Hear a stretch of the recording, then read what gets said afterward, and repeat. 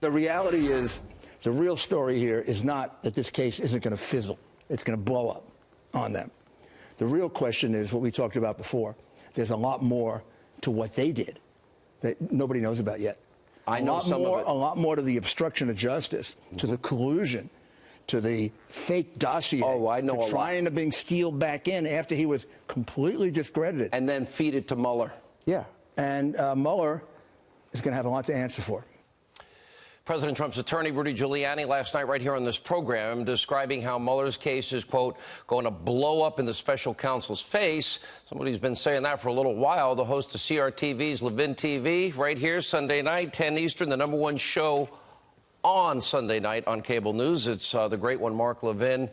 Let me let you pick up from here, but you also have been saying things that I've been paying very close attention to. The Constitution of the United States is on the president's side. The president ought not be speaking to the people that are running this witch hunt. Take it from there. First of all, Robert Mueller is a greater threat to this republic and the Constitution than anything Vladimir Putin did during the campaign. And I'm no fan of Vladimir Putin. He's threatening to take down a president of the United States. Now, let's walk through this quickly. The president is not a witness to any crime. How do we know that? Because we don't know what crime they're even talking about. So he doesn't need to be questioned as a witness. President did not commit a crime. What crime did he commit? So he's not a target. He doesn't need to be questioned about that. According to the Department of Justice, a president can't be indicted. A president cannot be questioned by a subordinate like Mr. Mueller about his prerogatives as president, that is, the firing of a subordinate like Mr. Comey. So what questions exactly does Mr. Mueller have? I'm talking to you, Mr. Mueller. Exactly what questions that you have where you seek to turn this country upside down and disenfranchise the over 60 million people who voted for this president of the United States? You are a plaything of the media. You are a plaything of the Democrats. You're a plaything of people within the Obama administration who sought from day one to take this president down. Now, the president of the United States is not an ordinary citizen. He must protect the Constitution. He has to protect the office of the presidency. He has to protect the president's prerogatives. He has to protect separation of powers. That's what this president is doing against this rogue prosecutor. It is Trump who has the white hat.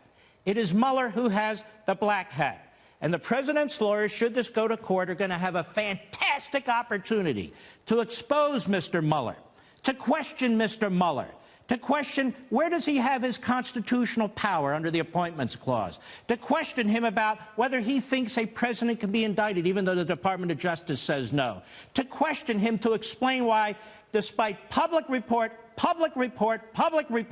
about the FBI, the CIA, the FISA report, the dossier, Hillary Clinton's association with Russians, we have Russians everywhere, but not with Trump. They're with Hillary Clinton, they're with Fusion GPS, they're with Mr. Bruce Orr with the Justice Department. No, this is important. Stay on that. They are everywhere. Russian lies sold to FISA court judges, a fraud committed on the court, not once, Mark, 4 times.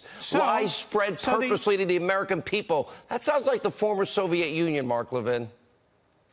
So the question is, if Mr. Mueller is such a great prosecutor, why is he blind as a bat to all this that's taking place in this country? You want to pursue Russia, Mr. Mueller? I can find you a first-year law student who can show you what to pursue. The fact of the matter is, ladies and gentlemen of the court, the president wasn't a witness to a crime. He wasn't surrounded by Russians. The president didn't commit a crime. The president cannot be indicted. So, as I keep saying on this program, Mr. Mueller, you can leave the room and don't let the door hit you on the ass on the way out. We'll see you in court. And if they go to court, then it is an opportunity for the president's lawyers to expose exactly what's going on here. What should they do? This is important. Focus on that. Well, I think what they should do is not only ask the court to explain what authority Mr. Mueller has to do what he's doing, given the ridiculous appointment that he received that is so broad it's preposterous. And if you can indict a sitting president, you better have a damn good reason to want to sit down with him and question him. These questions, if they're to be asked at all, have to be very, very narrow. I wouldn't sit down with him and answer any question. The fact of the matter is there is no obstruction of justice. He wasn't a witness to a crime. He didn't commit a crime. He can't be indicted. Mr. Mueller can't question him about presidential prerogatives.